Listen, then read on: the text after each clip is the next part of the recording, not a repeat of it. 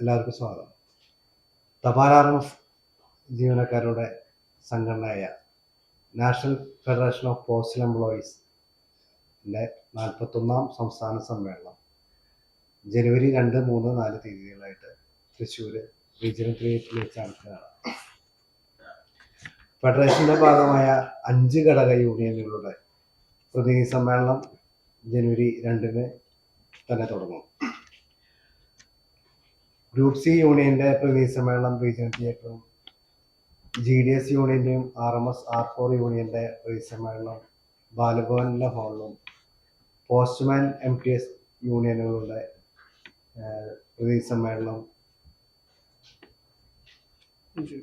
NGO union ഹാളിലും, RMS യൂണിയനിലെ R3 യൂണിയന്റെ പ്രതിനിധി സമ്മേളനം PWD ഹാളിലാണ് നടക്കുന്നത്. 3-ാം തീയതി രാവിലെ 10 മണിക്ക് റീജിയണൽ തിയേറ്ററിൽ വെച്ച് ബഹുമാനപ്പെട്ട കേരള നിയമ വ്യവസായ വകുപ്പ് മന്ത്രി K. രാജീവ് സംയുക്ത സമ്മേളനം ഉദ്ഘാടനം ചെയ്യും. ആ സമ്മേളനത്തിൽ P. രാജീവ് ഉദ്ഘാടനം ചെയ്യും. ആ സമ്മേളനത്തിൽ കേന്ദ്ര സംസ്ഥാന ട്രേഡ് യൂണിയൻ NFPയുടെ ഫെഡറേഷൻ്റെ അഖിലേന്ത്യാ നേതാക്കൾ, സംസ്ഥാന നേതാക്കൾ, മറ്റ് സർവീസ് സംഘടനകളുടെ നേതാക്കൾ എല്ലാവരും പങ്കെടുക്കുന്നതാണ്.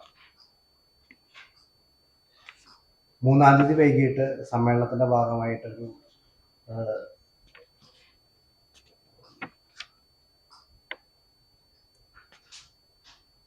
സാംസ്കാരിക സമ്മേളനം സംഘടിപ്പിക്കുന്നുണ്ട്. സാംസ്കാരിക സമ്മേളനം ബഹുമാനപ്പെട്ട റവന്യൂ വകുപ്പ് മന്ത്രി K. രാജൻ അവർ ഉദ്ഘാടനം ചെയ്യും. ആ സാംസ്കാരിക സമ്മേളനം ബഹുമാനായ തൃശ്ശൂരിലെ കവിയും സാംസ്കാരിക പ്രവർത്തനമായ രാവുണ്ണി അധ്യക്ഷതയിൽ സംഗീത നാടക അക്കാദമി സെക്രട്ടറി കരിവള്ളൂർ മുരളി മുഖ്യപ്രഭാഷണം നടത്തും. ജനുവരി 4 11 മണിക്ക് വനിതാ സമ്മേളനം നടത്തും. ജനാധിപത്യ മഹിളാ അസോസിയേഷൻ അഖിലേന്ത്യാ വൈസ് പ്രസിഡന്റ് PK സൈനബ വനിതാ സമ്മേളനം ഉദ്ഘാടനം ചെയ്യും. ആ യോഗത്തിൻ്റെ അധ്യക്ഷതയായി KR വിജയ ജനാധിപത്യ മഹിളാ അസോസിയേഷൻ്റെ സംസ്ഥാന വൈസ് പ്രസിഡന്റ് അധ്യക്ഷതയായിരിക്കും. NFP ഫെഡറേഷൻ്റെ NFP യൂണിയൻ്റെ മഹിളാ കമ്മിറ്റി കൺവീനർമാരും മറ്റ് പ്രവർത്തകരൊക്കെ അതിൽ സന്നിധരായിരിക്കും. ജനുവരി 4 വൈകിട്ട് 5 മണിക്ക് ആയിരക്കണക്കിന് ജീവനക്കാരുടെ പ്രകടനത്തോടുകൂടി തൃശ്ശൂർ റീജിയണൽ തിയേറ്ററിന് മുമ്പിൽ ആരംഭിച്ച പ്രകടനം വടക്കുന്നാഥൻ്റെ തെക്കേ ഗോപുരനടയിലുള്ള പൊതുസമ്മേളന വേദിയിൽ അവസാനിക്കും. പൊതുസമ്മേളനം കേരളത്തിൻ്റെ ബഹുമാന്യായ MLA Shri M. Govinda master പൊതുസമ്മേളനം ഉദ്ഘാടനം ചെയ്യും. ആ സമ്മേളനത്തിൽ പൊതുവിദ്യാഭ്യാസ വകുപ്പ് മന്ത്രി ശ്രീമതി K. ബിന്ദു അവർ സന്നിധരായിരിക്കും. ട്രേഡ് യൂണിയൻ നേതാക്കളായ KP രാജേന്ദ്രൻ, തൃശ്ശൂർ നിയോജക മണ്ഡലം MLA P. ബാലേന്ദ്രൻ എന്നിവർ ആ സമ്മേളനത്തിൽ പങ്കെടുക്കും. സമ്മേളനത്തോടനുബന്ധിച്ചിട്ട് കുറേ പ്രചരണ പരിപാടികളും രക്തദാന വാരാചരണമൊക്കെ ഇതിൻ്റെ ഭാഗമായിട്ട് സംഘടിപ്പിച്ചിട്ടുണ്ട്. ഒരു മെഗാ തിരുവാതിര EMS സ്ക്വയറിൽ വെച്ച് സംഘടിപ്പിച്ചു. ഒരു ക്രിക്കറ്റ് ടൂർണമെൻറ്റ്, സംസ്ഥാനതല ക്രിക്കറ്റ് ടൂർണമെൻറ്റ് സമ്മേളനത്തോടനുബന്ധിച്ച് തോപ്പ് സ്റ്റേഡിയത്തിൽ നടത്തുകയുണ്ടായി. പൊതുമേഖലയുടെ വിശിഷ്ട തപാൽ മേഖലയുടെ നിലനിൽപ്പ് തന്നെ ചോദ്യം ചെയ്യുന്ന പശ്ചാത്തലത്തിലാണ് ഈ സമ്മേളനം നടക്കുന്നത്. രാജ്യത്തുടനീളം 100ഓളം തപാൽ RMS ഓഫീസുകൾ ഇതിനോടകം തന്നെ അടച്ചുപൂട്ടിയിട്ടുണ്ട്. ഒരു തസ്തിക പോലും പുതിയതായിട്ട് ഇന്നവരെ കേന്ദ്ര ഗവൺമെൻറ് പുതിയതായിട്ട് 2014 ശേഷം സൃഷ്ടിക്കപ്പെട്ടിട്ടില്ല. 11 ലക്ഷത്തോളം തസ്തികകൾ കേന്ദ്ര സർവീസ് മേഖലയിൽ ഒഴിഞ്ഞടക്കുന്ന ഒരു പശ്ചാത്തലത്തിലാണ് ഈ സമ്മേളനം നടക്കുന്നത്. തപാൽ മേഖലയെ പൂർണ്ണമായും സ്വകാര്യവൽക്കരണത്തിലേക്ക് നയിക്കുന്ന മാറ്റങ്ങളോട് അവതരിപ്പിച്ച തപാൽ ആക്ട് 2023 കുറഞ്ഞ ചെലവിൽ തപാൽ സേവനങ്ങൾ ജനങ്ങൾക്ക് ലഭ്യമായിരുന്ന സംവിധാനം ഇല്ലാതായി കഴിഞ്ഞിരിക്കുന്നു. കേന്ദ്ര സർക്കാർ അനുവദിക്കുന്ന തൊഴിലാളി വിരുദ്ധ നയങ്ങൾക്കെതിരായ നിരവധി പ്രക്ഷോഭങ്ങൾ ഇതിനടക്കം നടന്നിട്ടുണ്ട്. തൊഴിലാളികളുടെ താല്പര്യമൊട്ടും പരിഗണിക്കാതെ കോർപ്പറേറ്റ് താല്പര്യം മാത്രമാണ് കേന്ദ്ര ഗവൺമെൻറ് സംരക്ഷിച്ചുകൊണ്ടിരിക്കുന്നത്. അതിൻ്റെ ഭാഗമായിട്ടാണ് പുതിയ ലേബർ കോഡ് നടപ്പിലാക്കിയത്. ഇതിനായിട്ടുള്ള സമരങ്ങൾ ഇനി സമ്മേളനത്തിൻ്റെ ഭാഗമായിട്ട് ഉണ്ടാകും എന്നുള്ളതാണ് പറയാനുള്ളത്. പൊതുമേഖലയെ സംരക്ഷിക്കുക, തപാൽ സർവീസിനെ സംരക്ഷിക്കുക എന്നതാണ് ഈ സമ്മേളനത്തിൻ്റെ മുഖ്യ മുദ്രാവാക്യം. സമ്മേളനത്തിൻ്റെ മുന്നോടിയായിട്ട് ഈ ജനുവരി 1-ാം തീയതി ഒരു വിളംബര ജാഥ നമ്മുടെ CMS സ്കൂളിൻ്റെ മുന്നിൽ നിന്ന് ആരംഭിച്ച് EMS സ്ക്വയറിൽ അവസാനിപ്പിക്കുന്ന രീതിയിൽ ഒരു വിളംബര ജാഥ സംഘടിപ്പിക്കുന്നുണ്ട്. ആ ജാഥയിൽ നമ്മുടെ തൃശ്ശൂരിൻ്റെ തനതായ കുറച്ച് കലാരൂപങ്ങളും ജീവനക്കാരും ഒക്കെ അണിനിരന്നുകൊണ്ടാണ് ഈ വിളംബര ജാഥ സമ്മേളനത്തിൻ്റെ വിളംബരമായിട്ട് ഈ വിളംബര ജാഥ നടത്തുന്നത്. ഈ രാജ്യവ്യാപകമായിട്ട് പോസ്റ്റ് ഓഫീസുകളും RMS ഓഫീസൊക്കെ രാജ്യവ്യാപകമായി അടച്ചുപൂട്ടുന്നുണ്ട്. കേരളത്തിൽ എത്ര പോസ്റ്റ് ഓഫീസ് അടച്ചുപൂട്ടി? പോസ്റ്റ് ഓഫീസ് ഇപ്പൊ തൃശ്ശൂർ ഡിവിഷനിൽ 2 പോസ്റ്റ് ഓഫീസും 2 RMS ഓഫീസുകളും അടച്ചുപൂട്ടിയിട്ടുണ്ട്. പിന്നെ 7ഓളം പോസ്റ്റ് ഓഫീസുകൾ അടച്ചുപൂട്ടാനായിട്ടുള്ള ഓർഡറുകൾ നിലനിൽക്കുന്നുണ്ട്. അത് ചില സമരത്തിൻ്റെ ഒക്കെ ഭാഗമായിട്ട് അവർ തൽക്കാലം നിർത്തി വെച്ചിരിക്കുകയാണ്. ഇപ്പോൾ അർബൻ മേഖലയിൽ ബ്രാഞ്ച് ഓഫീസുകളൊന്നും നിലനിൽക്കണ്ട എന്നുള്ളൊരു തീരുമാനത്തിലാണ് അവർ വന്നിട്ടുള്ളത്. കേരളത്തിൽ ഇപ്പോൾ ഓരോ സ്ഥലത്തും ഓരോന്നോരോന്നായിട്ട് ഇംപ്ലിമെന്റ് ചെയ്ത് വരുന്നുള്ളൂ. പല ഓർഡറുകളും ഉത്തരവ് നടപ്പിലാക്കാതെ താൽക്കാലികമായിട്ട് മരവിച്ച് നിർത്തുന്ന ഒരവസ്ഥയിലാണ്. ഇരിഞ്ഞാലക്കുട അടച്ചു. നമ്മൾ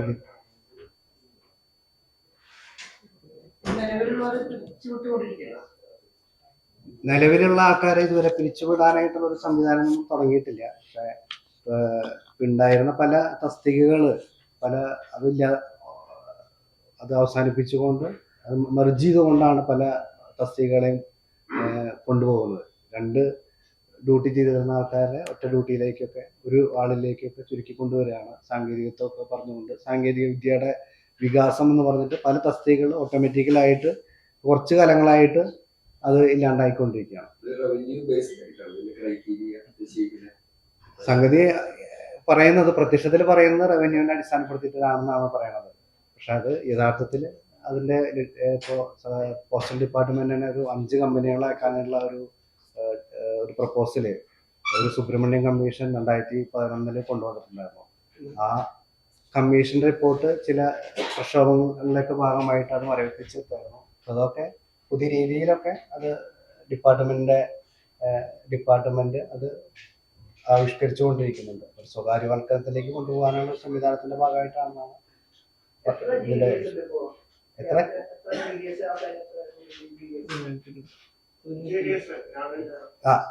GDS 10,000-ന് അടുത്തുള്ള GDS ജീവനക്കാർ കേരളത്തിൽ മൊത്തം ഉണ്ടാവും.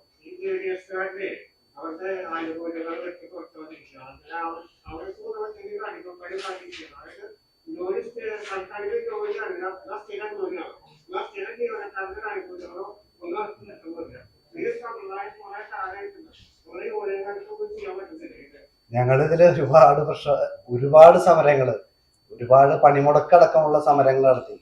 ഇപ്പൊ നമ്മുടെ പുതിയ പേ കമ്മീഷനെ, കേന്ദ്ര സർവീസിൽ പുതിയ പേ കമ്മീഷനെ നിയമിച്ചുകൊണ്ടുള്ള ഉത്തരവ് ഇറക്കിയിട്ടുണ്ട്. അത് ഈ ജനുവരി 1 മുതൽ ആണ് പ്രാബല്യത്തിൽ വരുത്തേണ്ടത്. ഒരു കമ്മീഷനെ വെച്ചിട്ടുണ്ട്. ആ കമ്മീഷൻ പക്ഷെ അത് ഈ GDS ജീവനക്കാരെ ഇതുവരെയായിട്ടും അതിൽ ഉൾപ്പെടുത്തിയിട്ടില്ല.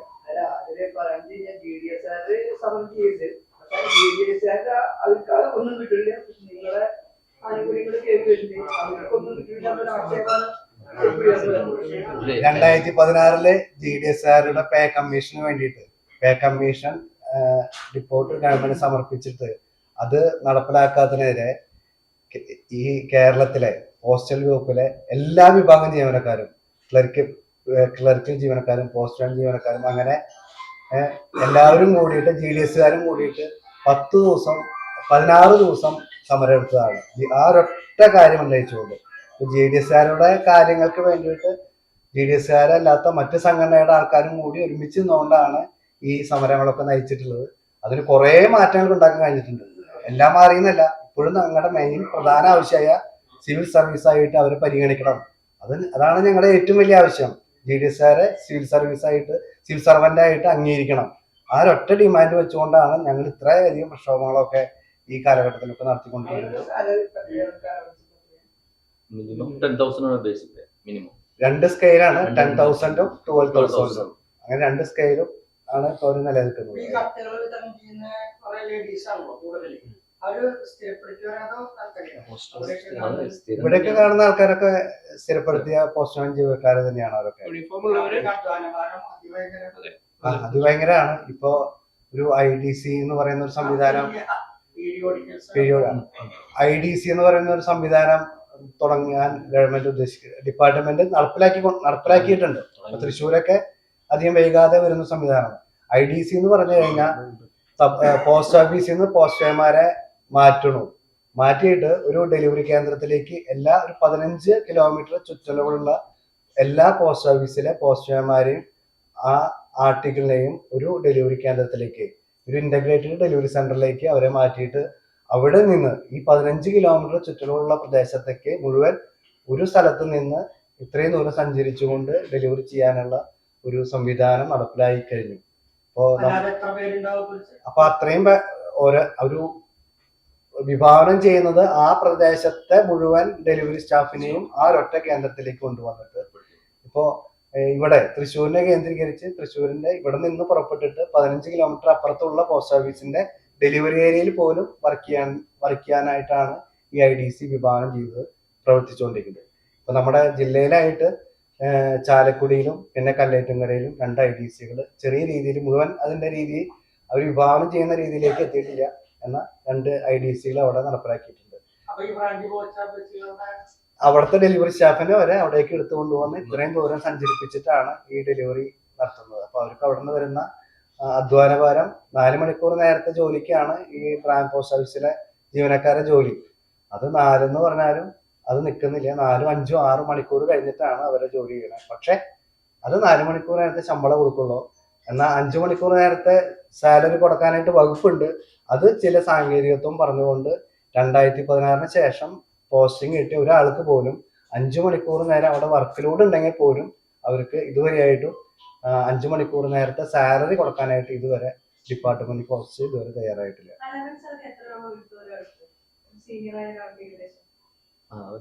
മിനിമം ബേസിക് പേ 10,000 ആണ്. GDS-ന്റെ 10,000 പ്ലസ് DA 17,000 57%. അത്ര 15,000 ആണ് കിട്ടുക. പിന്നെ വാർഷികമായിട്ട് ഇൻക്രിമെന്റ് ആകെ 300 രൂപയാണ് വരുന്നത്. അവരുടെ റൂൾ പ്രകാരം അവർക്ക് വേറെ ജോലി ചെയ്യാവുന്നതാണ് 5 മണിക്കൂർ. പക്ഷെ അത് സമയം കിട്ടാറില്ല.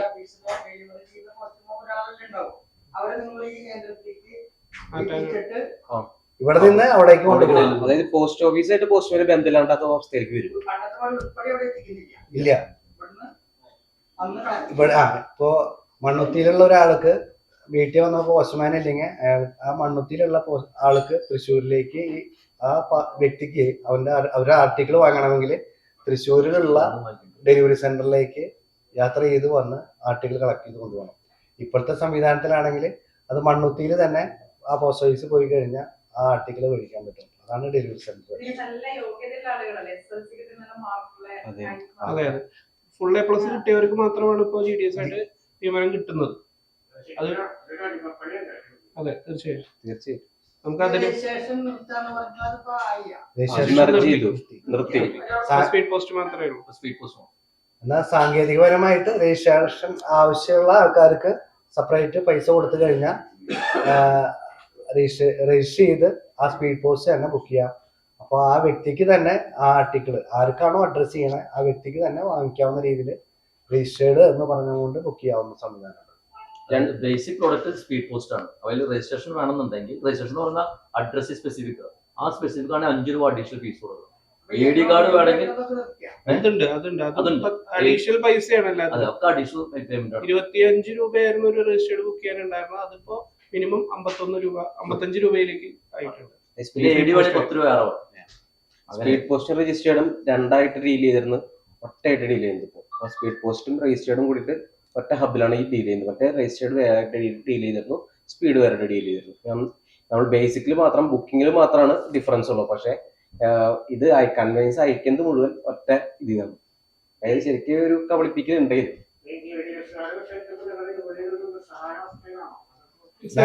പോരാട്ടങ്ങള് നിരന്തരമായി നടക്കുന്നുണ്ട്.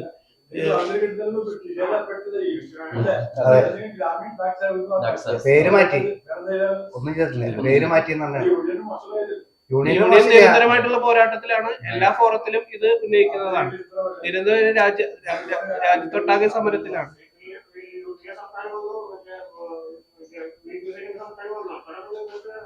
ഞങ്ങൾ ഈ GDS ഇതിനും വളരെ മോശപ്പെട്ട അവസ്ഥയിലായിരുന്നു.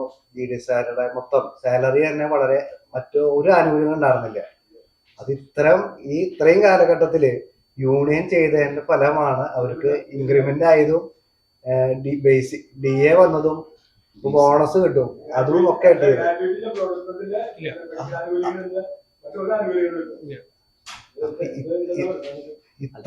ഇത്രയെങ്കിലും വാങ്ങിക്കാൻ പറ്റിയത് നമുക്ക് യൂണിയന് വേറെ അധികാരമൊന്നുമില്ലല്ലോ.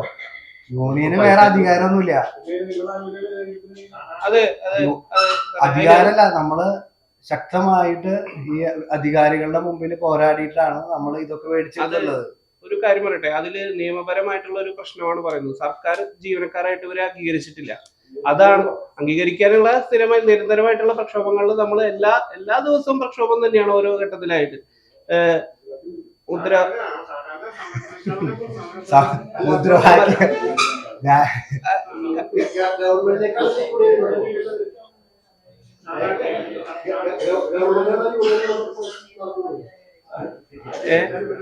ഇവിടെ ഇവിടെ ഇവിടെ ഇവിടെ ഇവർക്ക് TRC നമ്മൾക്ക് ബേസിക് സാലറി എന്നാണ് ഡിപ്പാർട്ട്മെന്റ് ജീവനക്കാർക്ക് പറയുന്നത്. ഇവർക്ക് TRCA എന്നാണ് പറയുന്നത്. അത് 10,000 രൂപയായിട്ട് ഫിക്സ് ചെയ്തേക്കാണ്. ഇവരെ യാതൊരു വിധത്തിലും ഗവൺമെന്റ് സർവന്റ് ആയിട്ട് കൂട്ടുന്നില്ല.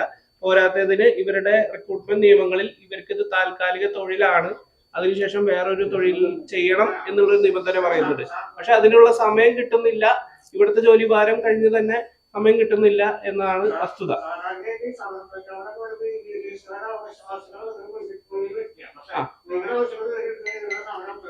ഞങ്ങളുടെ ആവശ്യങ്ങള് പറയാനില്ല. ഏത് വിഭാഗത്തിന്റെ സമരങ്ങളാണെങ്കിലും എല്ലാവരും ഒപ്പം ഉണ്ടാവാറുണ്ട്. സ്റ്റാറ്റ്യൂട്ടറി പെൻഷൻ കിട്ടിയായിരുന്നതാ. അതിപ്പോ പെൻഷൻ ഇപ്പൊ ഞങ്ങളുടെ ഒരുപാട് പേര് ഞങ്ങളുടെ കൂടെ ജോലി ചെയ്തിരുന്ന ആൾക്കാര് പെൻഷനൊന്നും ഇല്ലാതെ 10-20 വർഷക്കാലം GDS ആയിട്ടും 10-15 വർഷം പോസ്റ്റ്മാൻ ആയിട്ടും MTS ആയിട്ട് ജോലി ചെയ്ത് പോയിട്ട് 1,500 രൂപ 2,000 രൂപയുടെ താഴെയൊക്കെ ആയിട്ട് പെൻഷൻ കിട്ടുന്ന ഒരുപാട് പേര്, അതായത് പെൻഷൻ പോലും ഇല്ലാത്ത അവസ്ഥയിൽ പോകുന്ന ഒരുപാട് പേര് നടന്നുകൊണ്ടിരിക്കുകയാണ്. ഞങ്ങളുടെ അവകാശങ്ങളും ഇല്ലാണ്ട് കൊണ്ടിരിക്കുകയാണ്. അതും ഞങ്ങളുടെ അവകാശങ്ങൾ മാത്രമല്ല ഞങ്ങൾ നേടിയിട്ടുള്ളത്, അതേപോലെ തന്നെ GDSകാരുടെ അവകാശങ്ങളും ഇതൊക്കെ ഞങ്ങൾ നേടി തന്നെയാണ്. ഇനിയും അത് ഇവിടെ വെച്ച് അവസാനിപ്പിക്കൂല, ഞങ്ങളത് കണ്ടിന്യൂ ചെയ്യും. IB Sreekumar, general convener IB Sreekumar, Sinoj BS, Prasadan KP, Athul K. ഇതിൽ ഞങ്ങൾക്കിടയിലും GDS പോസ്റ്റ്മാൻ അങ്ങനെയല്ലേ, ഇവിടെ ഇരിക്കണ എല്ലാവരും ഒരേ തസ്തികയിലുള്ളവരല്ല. നിങ്ങൾക്ക് ആ ഒരു കാര്യം മനസ്സിലാക്കണം. എല്ലാവരും ഒന്നിച്ച് തന്നെയാണ് ഈ മേഖലയിൽ യൂണിയനിലായാലും ഓഫീസിലായാലും പ്രവർത്തിക്കുന്നത്. കൂടെ GDS ആയിട്ട് വർക്ക് ചെയ്ത് അവിടുന്ന് പ്രൊമോഷൻ ആയിട്ട് വന്നവരുണ്ട്. ഒരു കാര്യം എനിക്ക് ഞാനൊക്കെ GDS ആയിരുന്നു. 50% പ്രൊമോഷൻ എല്ലാം GDSകാർക്കുള്ളതാണ്. ഇപ്പൊ ഞാനും ഇവിടെ ശ്രീകുമാറൊക്കെ GDS പ്രൊമോട്ട് ചെയ്ത് ഞാൻ പോസ്റ്റ്മോർട്ടം മെയിൻ ഓഫീസറാണ്. വളരെയേറെ ആനുകൂല്യങ്ങൾ അവർക്ക് കിട്ടിയിട്ടുണ്ട്. NFP ആണ് GDSകാർക്ക് വേണ്ടി ഇത്രയും ആനുകൂല്യങ്ങൾ നേടിക്കൊടുത്തിരിക്കുന്നത്. അത് യാതൊരു തർക്കമില്ല. ഞങ്ങൾ ചെയ്തിട്ടുള്ള എല്ലാ സമരങ്ങളുടെയും ഏറ്റവും കൂടുതൽ സമരം ചെയ്തിരിക്കുന്നത് GDSകാർക്ക് വേണ്ടിയാണ്. അതിൽ പിന്നെ അവരുടെ നയം ഗവൺമെന്റ് നയമാണ്. അത് അറിയാലോ, യൂണിയന് കുറേയേറെ പരിമിതികൾ വെച്ചിട്ട് എന്തെങ്കിലും ചെയ്യാൻ കഴിയുള്ളൂ. അതിൽ ഏറ്റവും കൂടുതൽ ഞങ്ങൾ സമരം ചെയ്തിട്ടുള്ളതും എഫേർട്ട് എടുത്തിരിക്കുന്നതും ഗുണം കൂടുതൽ ഉണ്ടായിരിക്കുന്നു ജി ഡി എസ് അപ്പൊ ജി ഡി എസ് പെൻഷൻ ഒഴികെ ബാക്കിയെല്ലാം ആയിട്ടുണ്ട്. 9847759165. പിന്നെ നിങ്ങൾക്ക് തന്നെ അറിയാവുന്നതാണ്, ഞങ്ങളുടെ സ്ഥിരം വാർത്തകള് എല്ലാ പത്രങ്ങളും ഈ പ്രസ് ക്ലബിൽ തന്നെ ഞങ്ങള് ആഴ്ചയിൽ തന്നെ വാർത്തകൾ, സമരം ചെയ്തതിന്റെ വാർത്തകൾ ഇവിടെ കൊണ്ടുവന്ന് തരാറുണ്ട്. പല ആൾക്കാർക്കും, സീനിയറായിട്ടുള്ള ആൾക്കാർക്ക് ഒരുപക്ഷെ ഓർമ്മയുണ്ടാവും. അപ്പൊ നിരന്തരമായിട്ട് ഞങ്ങൾ ഇതിന് വേറെ ഒരു സമയത്ത് ഒരു കാര്യത്തിലേക്കും ഇല്ലാതെ GDS അവകാശ പോരാട്ടങ്ങൾക്കാണ് കൂടുതലായിട്ട് ശ്രദ്ധ കേന്ദ്രീകരിച്ചിട്ടുള്ളത്. Thank you.